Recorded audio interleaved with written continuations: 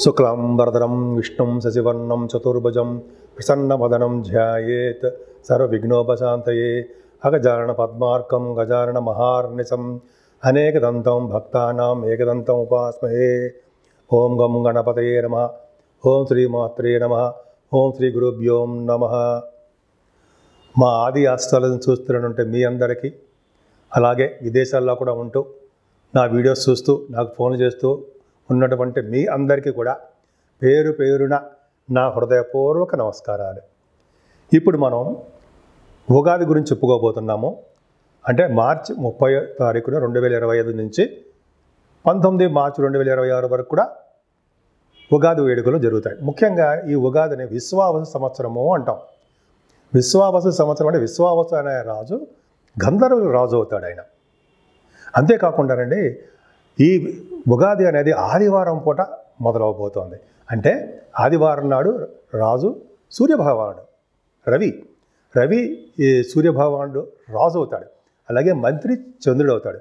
సూర్యభగవానుడు రాజు అవడం వల్ల దేశంలో అల్లకొల్లాలు, అలాగే అగ్ని ప్రమాదాలు, రాజకీయాల్లో మార్పులు, అగ్ని ప్రమాదాలు, ఇందాక చెప్పినట్టుగా అగ్ని ప్రమాదాలు ఎక్కువ ఉండడము, జలప్రణయాలు, వీటికి కారణం కూడా సూర్యభగవాను వల్ల జరుగుతుంది.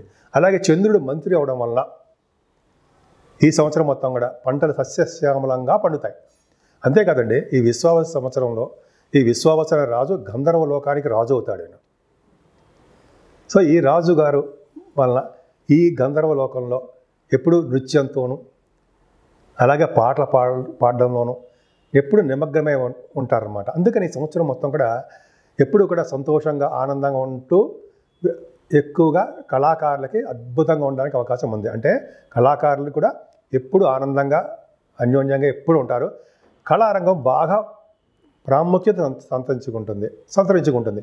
అదే నృత్య కళాకారులకి, సంగీతంలో ఉన్న వాళ్ళకి, అంటే డ్యాన్స్ అంటాం, నృత్యం ఉంటే సంగీతం ఉన్న వాళ్ళకి బాగా పాపులారిటీ పెరుగుతుందండి. మీ పాటల రీత్యా విదేశాలకు వెళ్ళడము, యాంకరింగ్ వృత్తిలో ఉన్న వాళ్ళకి బాగా ఉండడము, నృత్య కళాకారులకి అద్భుతంగా ఈ సంవత్సరం మొత్తం ఉండడం బాగా జరుగుతుంది. ముఖ్యంగా ఈ సంవత్సరంలో పంటలు బాగా పండుతాయండి. రైతులకి బాగా కలిసి వచ్చే కాలం అని ఖచ్చితంగా చెప్పచ్చు విశ్వావసు సంవత్సరంలో. అంతేకాకుండా ఈ విశ్వావసు సంవత్సరంలో కూడా ప్రేమ పెళ్ళిళ్ళు అధికంగా బాగా జరుగుతాయని ఒక శాస్త్రవచనం. ఇప్పుడు మనం విశ్వావసు సంవత్సరంలో 12 రాసుల వాళ్ళకి ఎలా ఉండబోతోంది తెలుసుకుందామండి. ఈ ఉగాది నుంచి అండి విశ్వావసు సంవత్సరంలో శని ప్రభావం చాలా ఎక్కువ ఉంటుంది. సిగ్నిఫికెంట్ చేంజెస్ బాగా ఉంటాయి. చాలామందిలో స్పిరిచువల్ డెవలప్మెంట్స్ ఎక్కువ ఉంటాయి. అంటే ఎక్కువగా ఆధ్యాత్మికత ఎక్కువ ఉండడము, యోగాలు, మెడిటేషను, వాకింగు, సింపుల్సిటీగా ఉండడము, ఇవన్నీ చాలామందికి అలవాటు చేసుకుంటారు. అంతేకాకుండా చెడు అలవాట్ల నుంచి దూరంగా కూడా చాలామంది ఉండడానికి అవకాశాలు ఈ శని ప్రభావం వల్ల ఎక్కువ ఉంటుంది. అంతేకాకుండా ఈ షష్టగ్రహ కూటమి 29వ తారీఖు మార్చి 29 రావడం వల్ల 6 గ్రహాలు కలవడం వల్ల, అందులో శని భగవానుడు మీనరాశిలో ఉండడం వల్ల, రాహుతో కలిసి ఉండడం వల్ల దేశాల మధ్యలోనూ రాష్ట్రాల మధ్యలోనూ గొడవలు జరగడము, యుద్ధాలు జరగడము అవకాశాలు ఎక్కువ ఉన్నాయి. ముఖ్యంగా రాజకీయ రంగంలో కూడా పెను మార్పులు రావడానికే అవకాశాలు ఎక్కువ ఉన్నాయి. అది కూడా మార్చి 30వ తారీఖు తర్వాత నుంచి మరింత ఉధృతంగా ఉంటుంది. కానీ గురు ప్రభావం వలన వీటన్నిటికీ కూడా సమస్య పోవడానికి అవకాశం ఉంది. అంటే ఇటువంటి గొడవలు ఇవన్నీ ఉన్నా కూడా గురు ప్రభావం వల్ల అవన్నీ కంట్రోల్లోకి రావడానికి అవకాశాలు ఎక్కువ ఉన్నాయి. అంతేకాకుండా ప్రతిరోజు మెడిటేషన్ చేయడం, దైవభక్తి ఉండడం చాలా మంచిది. అంతేకాకుండా మన చుట్టూ ఏం జరుగుతోంది, మన పక్కన వాళ్ళు ఎలా ఉన్నారు, మన రాష్ట్రం ఎలా ఉంది, ఇలా ప్రజలలో ఎలా ఉన్నారు, ఇవన్నీ కూడా జాగ్రత్తగా చూసుకుంటూ ఉండాలి. ఎందుకంటే ఎక్కువగా ఈ సంవత్సరంలో రాష్ట్రాల మధ్య కానీ దేశాల మధ్య కానీ చిన్న గొడవలు స్టార్ట్ అవ్వడానికే అవకాశాలు ఎక్కువ ఉన్నాయి. కాబట్టి మనం అంతా అప్రమత్తంగా ఉండి దైవభక్తి ఎక్కువ ఉంటే, అలాగే గురు ప్రభావం వల్ల కూడా చాలా మటుకు కంట్రోల్ అవ్వడానికి అవకాశాలు ఎక్కువ ఉన్నాయి. కుంభరాశి వారికి ధనిష్ట 3-4 పాదాలు, శతభిషం 1, 2, 3, 4 పాదాలు, పూర్వభాద్ర 1, 2, 3 పాదాల వారు కుంభరాశిలో ఉంటారు. కుంభరాశి వారికి ఆదాయం 8, వ్యయం 14, బాగా ఖర్చులు ఉంటారు ఉన్నాయి. అలాగే రాజపూజ్యం 7, అవమానం 5. భయపడాల్సిన అవసరం లేదండి, మీకు గురుడే రక్షగా ఉంటాడు. కాబట్టి అన్ని విషయాల్లోనూ మీరు విజయం సాధించడానికి అవకాశాలు ఉంటాయి. అంతేకాకపోతే మీ రాశిలోనే రాహు ఉండడం అంత గొప్ప అదృష్టం కాదండి. కాకపోతే ఏళ్ళ ప్రభావం ఎండింగ్లో వచ్చింది కాబట్టి రాహు ఉన్నప్పటికీ చిన్న చిన్న మనస్పర్ధలు, చిన్న చిన్న కోపాలు ఇస్తాడు. కానీ గురు దృష్టి కూడా ఉంది కాబట్టి అవి కూడా ఉండవు. కోపాలు కానీ ప్రాబ్లమ్స్ కానీ ఉండవు. మనశ్శాంతిగా, ఆనందంగా లా రిలేటెడ్ సంబంధించిన విషయాల్లో విజయం సాధిస్తూ ఉంటారు మీరు. అంతేకాకుండా ద్వితీయ భావంలో శని ఉన్నాడు. కుటుంబంలో కొద్ది చిన్న చిన్న ప్రాబ్లమ్స్ రావడము, కుటుంబంలో భద్రత లేకపోవడము, సమయానికి వేళపట్ట భోజనం లేక చేయకపోవడము, భార్యాభర్తల విషయంలో చిన్న చిన్న కొన్ని సందర్భాల్లో దూరంగా ఉండడము, గాయకులకి మంచి మంచి అవకాశాలు రాలేకపోవడము జరుగుతూ ఉంటాయి. దానివల్ల భయపడాల్సిన అవసరం లేదు. కానీ 4th భావాన్ని కూడా శని చూస్తాడు కాబట్టి మీ తల్లి గారి పరిస్థితి ఖచ్చితంగా జాగ్రత్తగా చూసుకోండి. మెడిసిన్స్ వాడుతూ డాక్టర్స్ని కన్సల్ట్ చేస్తే చాలా మంచిది. ఎందుకంటే 4th భావాన్ని శని చూడడం వల్ల అంత అద్భుతమైన ఫలితాలు ఏమీ ఇవ్వడు. కొంచెం జాగ్రత్తగా ఉండాల్సింది. అంతేకాకుండా చదువు విషయంలో కూడా మీరు అంత డెవలప్మెంట్ కాదండి, కష్టపడి చదివితే తప్ప విద్యార్థులకి అనుకూలవంతమైన పరిస్థితులు మాత్రం కాదు. కష్టపడాలి. అలాగే వాహనాలు కొనాలన్నా, వాహనాలు కానీ అపార్ట్మెంట్స్ అంటాం కదా, బిల్డింగ్స్, అవి కొనాలన్నా, ఏది కొనాలన్నా ఆచితూచి 1కి 2 సార్లు ఆచితూచి కొనడమే మంచిది. అంటే డబ్బులు ఎక్కువ ఖర్చు పెట్టేసి కొనడానికి అవకాశాలు ఉంటాయి. గురుబలం బాగుందండి. పంచమ స్థానంలో గురుడు ఉండడం మీ పుత్రులకి బ్రహ్మాండంగా ఉంటుంది. మీ సంతానానికి చాలా అభివృద్ధికరంగా ఉంటుంది. ఎటువంటి ప్రాబ్లమ్స్లో ఉన్నా మీ కొడుకులు కానీ కూతుళ్ళు కానీ వాళ్ళు లా రిలేటెడ్ సంబంధించింది కానీ ఎటువంటి ప్రాబ్లమ్స్ ఉన్నా సరే వాళ్ళు సక్సెస్ అయి తీరుతారు. కుంభరాశి వాళ్ళకి పంచమ స్థానం కుంభరాశిని కొట్టినట్టు అన్నట్టుగా అంత అద్భుతం, కుంభస్థానం కొట్టినట్టుగా అన్నట్టుగా అంటాం కదా. అలాగా రాహు నుంచి అదే మీ రాశి నుంచి పంచమ స్థానంలో గురుడు ఉండడం గొప్ప అదృష్టమే. పంచమంలో గురుడు ఉండడం ఇంకంత అదృష్టం. కాబట్టి మీ పుత్ర సంతాన యోగం కలగడానికి అవకాశాలు ఎక్కువ. అంతేకాకుండా కళారంగంలో, సాహిత్య రంగంలో వెలిగిపోతారు మీరు. ధనయోగం బాగుంటుంది. సంగీత, సాహిత్య, నృత్య కళాకారులకి మరింత అద్భుతమైన అవకాశము. సినిమా రంగం, టెలివిజన్ రంగంలో వాళ్ళకి బాగుంటుంది. మంత్రి పదవులు రావడానికి, మంత్రసిద్ధి కలగడానికి ఎక్కువ. మీ వాగ్ధాటి ఎక్కువ ఉంటుంది. అలాగే యాస్ట్రాలజర్స్ ఉంటారు సరే, జాతకాలు చెప్పేవాళ్ళు, వాళ్ళకి మంచి అవకాశాలు ఉన్నాయి. నేమ్ అండ్ ఫేమ్ వస్తుంది వాళ్ళకి. స్టాక్ మార్కెట్లో బాగా ధన సంపాదన ఉండడానికి అవకాశాలు ఎక్కువ. స్టాక్ మార్కెట్లో బ్రహ్మాండంగా ఉంటుంది.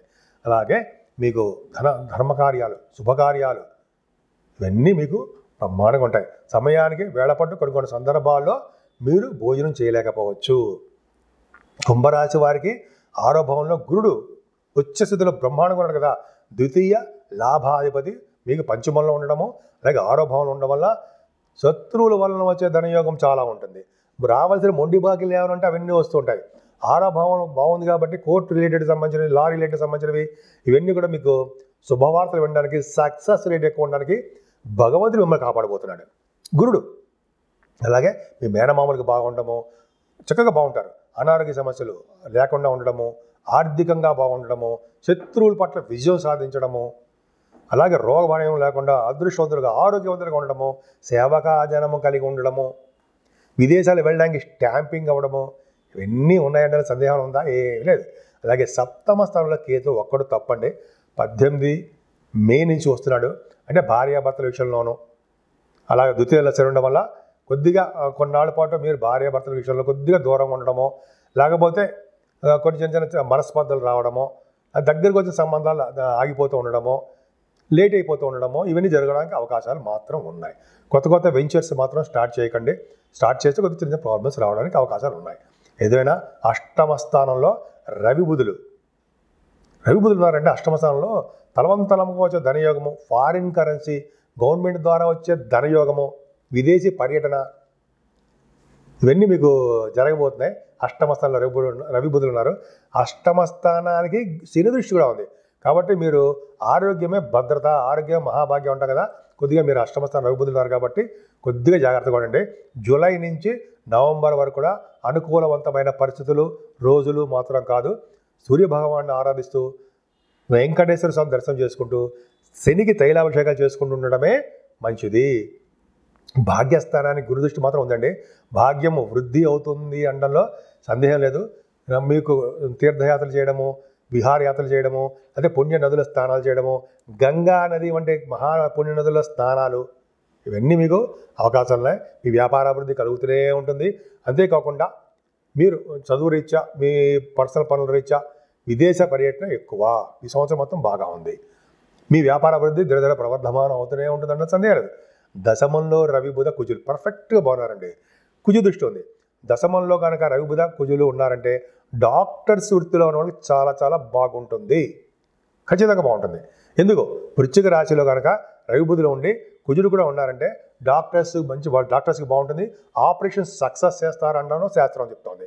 అంతేకాకుండా గురు ప్రభావం కూడా ఉంది కాబట్టి ఈ సైంటిస్టులకి, మ్యాథమెటిషియన్స్కి, ఈ ఆస్ట్రాలజర్స్ ఉంటారు కదా, జాతక బ్రాహ్మణులు, వాళ్ళకి, అలాగే ఫైనాన్స్ అండ్ అకౌంట్ సంబంధించిన వాళ్ళందరికీ కూడా ఈ రవి బుధ కాంబినేషన్ చాలా చాలా అద్భుతమైన యోగాలు ఇస్తాయి. గవర్నమెంట్ ప్రొఫెషన్ కూడా మీకు రావడానికి అవకాశం ఉంది. రాజకీయ రంగంలో ఉండడానికి, పదవులు రావడానికి అవకాశాలు ఉంది.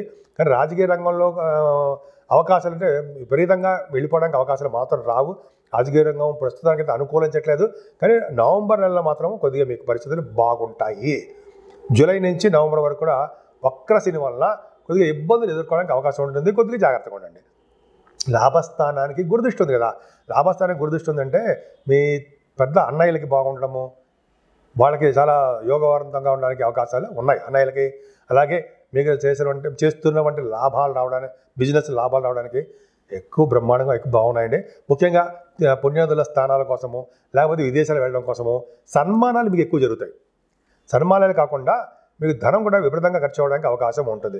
ధనం రాబడి ఎంత ఉంటుందో ఖర్చు కూడా అంతే ఉంటుంది. సో ఈ విధంగా మీ కుంభరాశి వాళ్ళకి ఉంది. కుంభరాశి వారికి ముఖ్యంగా పూజించవలసిన దేవుడు అమ్మవారండి.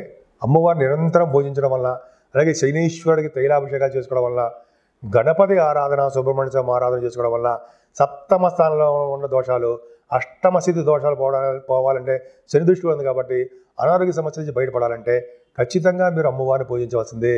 వెంకటేశ్వర స్వామి ఆరాధన, అలాగే శివాభిషేకాలు చేసుకుని ఉంటే మీరు ఈ గంట నుంచి బయటపడడానికి అవకాశాలు ఎక్కువ ఉంటాయి.